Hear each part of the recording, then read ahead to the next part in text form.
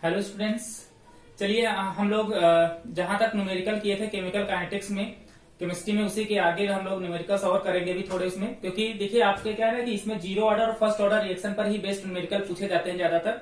तो इनको थोड़े से न्यूमेरिकल और कर लेते हैं इसमें आज, है ना।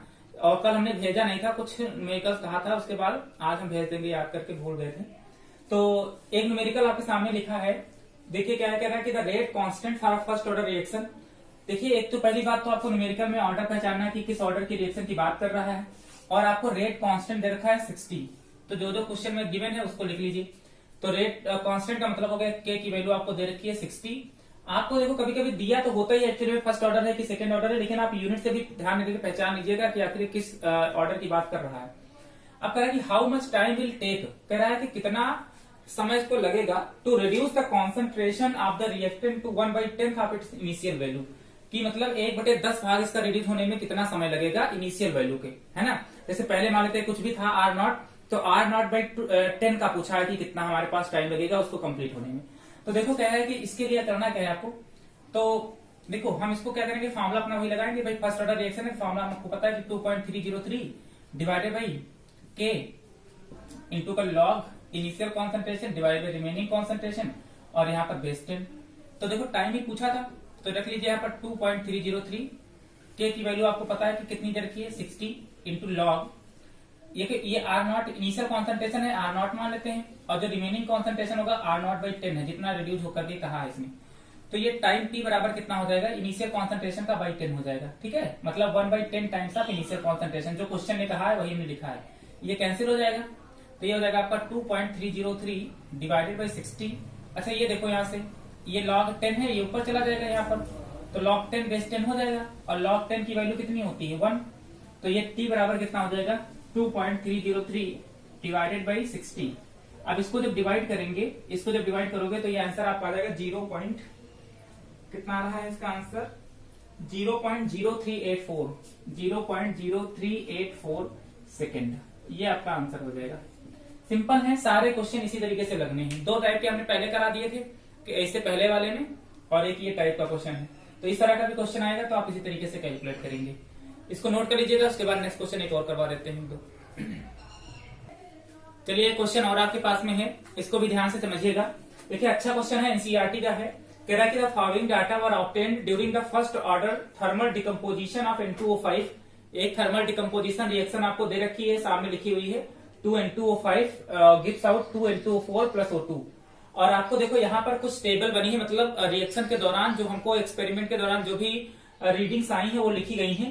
पहले जब समय 0 था उस वक्त इसका टोटल प्रेशर जो था वो 0.5 था। उसके बाद जब टाइम 100 हुआ है, मतलब 100 सेकंड के बाद, टाइम सेकंड में दिया है, ये यहाँ पर सेकंड लिखा है, तो 100 सेकंड के बाद क्या हुआ कि इसका जो ये प्रेशर जो हुआ है वो 0.512 हुआ है ना। तो आपको क्या करना है कि इस रिएक्शन के लिए रेट कांस्टेंट की वैल्यू निकालनी है। तो देखो ये ऐसे कैलकुलेट होगी नहीं, क्योंकि यहाँ पर कुछ ना कुछ स्टैचियोमेट्रिक कोफिशिएंट दे रखे हैं यहाँ पर, और यहाँ पर जो आपको दे रखा है ये N2O5 जो आपको दे रखा है, केवल इतने भर की रेट दे रखी है कि 100 सेकंड के बाद इतना हो जाएगा। तो हमको यहाँ पर जो स्टैचियोमेट्रिक कोफिशिएंट दे रखे हैं इसका भी आपको यहाँ पर यूज लगेगा, और ये चीज हम पहले भी आपको बता चुके हैं जब डेरिवेशन आपको करवाया था। देखिए जरा सोल्यूशन में फॉर्मुला तो हम के बराबर यही लगाएंगे कि 2.303 डिवाइड बाई टाइम इंटू का log R0 divide by R। तो देखो इनिशियल कॉन्सेंट्रेशन तो हमको पता है कि 0.5 है, रिमेनिंग कॉन्सेंट्रेशन हमको क्या करना है, निकालना है।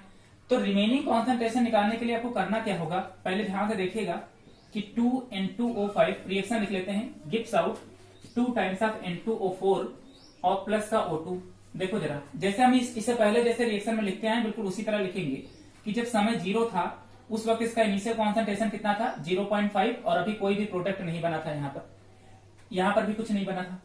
अब जब समय 100 सेकंड के बाद, आफ्टर 100 सेकंड, तो हम लोग क्या करते थे उसमें, अगर याद हो कि इनिशियल कॉन्सेंट्रेशन जो भी होता था उसमें से x माइनस कर देते थे, और उतना ही प्रोडक्ट इधर की तरफ हम लोग क्या करते थे, बनाते थे, अगर याद हो कुछ इसी तरीके से। और हमने कहा था कि जितना स्टैचियोमेट्रिक कोफिशिएंट यहाँ पर लिखा हुआ करे उतने से हम इसके उतने ही मोल यहाँ पर क्या करेंगे, लेंगे। यहाँ पर एक ही था तो हमने कुछ नहीं करने, आगे इसके नहीं लिखा है, ठीक है। 2 यहाँ पर भी 2 यहाँ पर, यहाँ पहले भी बता चुके हैं ऑलरेडी आपको कि भाई इसके जो स्टैचियोमेट्रिक कोफिशिएंट है उसको x में हम मल्टीप्लाई कर देंगे। अब ये हो गया। अब देखो अगर 0.5 में से अगर इस x की वैल्यू पता चल जाए, कितना भाई इसमें से बाहर बना, प्रोडक्ट बना, ये तो हमको पता है नहीं। तो हमको टोटल प्रेशर दे रखा ना कि 100 सेकंड के बाद इसका टोटल प्रेशर कितना हो रहा है, 0.512 हो रहा है। तो अगर हमको इस x की वैल्यू पता चल जाए तो हमको ये पता चल जाएगा कि इनिशियल कॉन्सेंट्रेशन में से कितना बाहर की तरफ इधर प्रोडक्ट बना है ना। तो इस x की वैल्यू अब आपको क्या करनी है, कैलकुलेट करनी है। तो देखो इसको कैलकुलेट करने के लिए हम अगर यहाँ से टोटल प्रेशर निकालने हैं तो total pressure is equal to कितना हो जाएगा, देखो रिएक्टेंट का प्रेशर कितना है 0.5 माइनस का 2x, मतलब 0.5 में से इतना माइनस हो चुका है, प्लस 2x और प्लस का x सबको जोड़ लिया है। और ये देखो टोटल प्रेशर हमको दिया है कि 0 पॉइंट कितना होगा 5.2 होगा। अब देखो तो इसका हम ब्रैकेट ओपन करें तो 0.5 माइनस का 2x प्लस का 2x और प्लस का x इज इक्वल टू 0.512। देखो ये 2x से ये कैंसिल हो जाएगा, तो ये x बराबर कितना हो जाएगा 0.512 और ये प्लस का जब उधर जाएगा तो आएगा हो जाएगा माइनस का 0.5 हो जाएगा। अब 0.512 में से अगर हम 0.5 माइनस कर दें तो देखो ये 2 1 ये तो 0 हो जाएगा, मतलब 0.012 x की वैल्यू आ जाएगी 0.012। ये निकाल लिया हमने। अगर तो अगर इसकी वैल्यू पता चल गई है तो हम इस देखो ये बराबर किसके होगा, आधी के तो बराबर होगा भाई, ये रिमेनिंग वाला तो बचेगा ना। तो अगर हम रिमेनिंग वाला निकालना चाहते हैं तो 0.5 में से 2 टाइम्स आप 0.012 माइनस कर दें। तो अगर हम लोग 0.012 में इसको मल्टीप्लाई कर ले कितना 2 से, तो 2 2 4 हो जाएगा, यहाँ पर ये हो जाएगा 0.024 है ना। और 0.5 में से इसको माइनस कर दीजिए, 0.024 को इसमें से माइनस कर दीजिए, 10 में से 4 जाएगा 6 बचेगा, यहाँ 9 में से 2 जाएगा तो कितना बचेगा 7 बचेगा, यहाँ पर 4 बचेगा, मतलब 0.476 हो जाएगा। तो रिमेनिंग जो बचेगा वो 0. कितना हो जाएगा 476, ये एटीएम हो जाएगा। प्रेशर एटीएम में दिया था तो इस वजह से हमने यहाँ पर लिख दिया है, इसको यहाँ से मिटा देते हैं, ठीक है कैलकुलेशन भाई। अब इसकी वैल्यू यहाँ पर पुट कर लेते हैं, देखो हम लोग तो 2.303 टाइम आपको दिया कितना सेकंड बाद, 100 सेकंड के बाद, लॉग इनिशियल कॉन्सेंट्रेशन तो आपको पता ही था कितना है 0.5, ये टोटल प्रेशर था है ना, इसको रिमेनिंग में मत रखना, रिमेनिंग के लिए हमको ये नाटक करना पड़ा इतना सारा। तो रिमेनिंग कॉन्सेंट्रेशन जो आया वो 0 पॉइंट कितना आया है 476 आया है। अब जब इसको आप सॉल्व करेंगे, इसको डिवाइड कर लीजिएगा, फिर लॉग की वैल्यू रखेंगे तो आपका जो आंसर आएगा वो आ जाएगा 4.98। इसका कैलकुलेशन आप लोग खुद ही करेंगे, इंटू 10 टू पावर -4 तो पर सेकेंड हो जाएगा, ठीक है, ये आपका इसका आंसर हो जाएगा। चलिए नेक्स्ट क्वेश्चन देख लीजिए। कह रहा है कि first order reaction takes 20 minute for 25% decomposition, तो कैलकुलेट द टाइम है 75% of the reaction will be completed. कह रहा है कि फर्स्ट ऑर्डर रिएक्शन जो कि 20 मिनट में 25% कंप्लीट हो जाती है, तो आपसे कह रहा है कि 75% कंप्लीट होने में उसको कितना समय लगेगा, ये आपसे निकालने के लिए कहा है। इस तरह का क्वेश्चन हमने आपको करा दिया था, एक क्वेश्चन और कर लेते हैं, इसके बाद एक आता जीरो ऑर्डर का कर लेते हैं। तो पहले आपको काम क्या करना पड़ेगा, देखो 20 मिनट और 25%, यहाँ से रेट कांस्टेंट की वैल्यू निकाल लीजिए और दोबारा से वही फॉर्मूला लगा करके 75% वाले में रख दीजिएगा। तो पहले हम लोग क्या करते हैं, रेट कांस्टेंट की वैल्यू लगा लेते हैं 2.303 डिवाइडेड बाई टाइम इनटू का log initial concentration divide by ये है ना। तो के बराबर हो जाएगा 2.303 डिवाइडेड बाई, देखो टाइम कितना दिया है 20 मिनट के लिए, कैलकुलेट कर ले, लॉग इनिशियल कॉन्सेंट्रेशन वही मान लेते कि 100% है और कितना पूरा हो जा रहा है 25%। तो 25% अगर पूरा हो जाता तो रिमेनिंग कितना बचा, 100 माइनस 25 कर लो, तो के बराबर कितना हो जाएगा 2.303 डिवाइडेड बाई 20 इंटू लॉग 100। अच्छा 100 में से 25 जाएगा तो कितना बचेगा 75, इसको काटिए जरा, कट जाएगा ये, 25 तिया 75 और 25 चौको 100, तो के बराबर कितना हो जाएगा 2.303 डिवाइड बाई 20 इंटू लॉग, ये m अपॉन n को हम सीधे सीधे लिखे दे रहे हैं, बार बार हम नहीं लिखेंगे। तो ये क्या हो जाएगा k equals to 2.303 divided by 20। अच्छा log 4 की वैल्यू की बार क्वेश्चन में दे रखी है आपको, 0 पॉइंट कितनी है 6021 माइनस log 3 की वैल्यू दे रखी है 0.4771, इसको माइनस कर लीजिए। 0.6021 में से अगर 0.4771 माइनस करेंगे तो ये तो 0 हो जाएगा, 12 में से 7 जाएगा तो कितना बचेगा आपका 7 5 और यहाँ हो जाएगा आपका 9 और 9 में से 7 जाएगा कितना बचेगा 2 और 5 में से 4 जाएगा तो 1, यानी कि 0.1250 कुछ बचेगा। तो k इक्वल टू हो जाएगा 2.303, एक बार कैलकुलेशन देख लेना जरा, 0.1250 डिवाइडेड बाई 20, और जब इसको सॉल्व करेंगे आप तो k की वैल्यू जो आपकी आएगी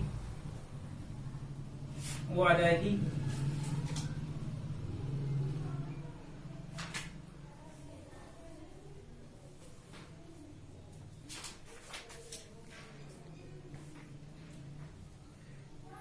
के की वैल्यू जो आपकी आएगी वो आएगी 0.0144 0.0144। ये मिनट में दिया था तो ये मिनट इनवर्स हो जाएगी। अब एक बार यही फॉर्मूला दोबारा से फिर से लगा लीजिए, है ना। टाइम निकालना था तो फॉर्मूला लगा लेते हैं 2.303 divide by k into log R naught upon R. फिर से लगा लेते हैं तो टी बराबर कितना हो जाएगा 2.303 डिवाइड बाई 0.0144 इंटू लॉग, वो तो 100 हो जाएगा। अच्छा आपकी बात है कि कह रहा है कि टाइम है 75% of the reaction will be completed, तो 100 में से कितना माइनस कर दीजिए 75, तो ये हो जाएगा 2.303 डिवाइडेड बाई 0.0144 इंटू लॉग, ऊपर हो जाएगा 100 नीचे हो जाएगा 25। ठीक है, सही लिखा है। तो ये t बराबर कितना हो जाएगा 2.303 डिवाइड बाई 0.0144 इंटू लॉग 4। अच्छा लॉग 4 की वैल्यू सीधे से पुट कर दे रहे हैं, देखो 0.6021 और इसको जब कैलकुलेट करेंगे आप तो आपका आ जाएगा ये 96.3, ये आ जाएगा 96.3 मिनट, ये आपका आंसर हो जाएगा। तो ये क्वेश्चन ये भी है, इसको भी नोट कर लीजिए आप लोग। एक क्वेश्चन और देख लीजिए जरा, इसको कह रहा है कि द रेट कांस्टेंट, एनसीईआरटी का क्वेश्चन है, सीबीएसई में पूछा गया है एक बार। कह रहा है कि the rate constant of a reaction of zero order. देखिए आपकी बात क्वेश्चन जीरो ऑर्डर का कहा है, ध्यान से देखिएगा। इन ए इज रेट कांस्टेंट आपको दिया है, जीरो ऑर्डर के लिए रेट कांस्टेंट की वैल्यू आपको दे रखी है कितना 0.0030, यूनिट से भी पहचान सकते हैं कि मोल per litre per second. How long will it take, how long मतलब टाइम आपसे पूछा है, it take for the initial concentration of A to fall from 0.10 molar to 0.075, मतलब कितने समय के बाद ये इतने मोलर से इसका कॉन्सेंट्रेशन कम होकर के इतना हो जाएगा। मतलब इनिशियल कॉन्सेंट्रेशन आपको 0.10 मोलर दिया है और कह रहा है कि फाइनल कितना हो जाना चाहिए, आर फाइनल जो बन जाना चाहिए 0.075 बन जाना चाहिए, है ना। तो आपसे अगर रिमेनिंग आपको निकालना होगा तो क्या करोगे, इनिशियल में से इसको माइनस कर दीजिए, तो ये 0.10 माइनस 0.075 ये माइनस करेंगे तो 0.10 और इसमें से 0.075 अगर माइनस करेंगे तो 10 में से 5 जाएगा 5 और यहाँ 9 में से 7 जाएगा तो 2 बचेगा आपका ये तो ये 0.025 हो जाएगा आपका। तो रिमेनिंग कॉन्सेंट्रेशन 0.025 हो जाएगा, इतना मोलर। अब आपको पता है कि जीरो ऑर्डर रिएक्शन के लिए फॉर्मूला क्या होता है, T equal to R naught minus R divide by क्या होता था, K होता था ये फॉर्मूला। तो बस यही फॉर्मूला पुट कर दो, ये आर नॉट माइनस आर तो हमने निकाल ही लिया 0.025 आया है और डिवाइडेड बाई रेट कांस्टेंट दिया है 0.0030। इसको जब डिवाइड करेंगे तो आपका जो आंसर आएगा वो आ जाएगा 8.3 सेकेंड, ये आंसर आ जाएगा आपका। ठीक, तो ये आंसर है आपका। तो ये है जीरो ऑर्डर रिएक्शन के लिए। तो आप ऑर्डर जरूर देख लीजिएगा कि किस ऑर्डर के रिएक्शन के लिए आपसे बात कर रहा है, पूछ रहा है। कुछ क्वेश्चन आज हम आपको भेजेंगे, वो आप लोग करने की कोशिश करिएगा। जो समझ में नहीं आते हैं ग्रुप पे पूछ सकते हैं, ठीक है। चलिए ठीक है, इसको नोट कर लीजिए।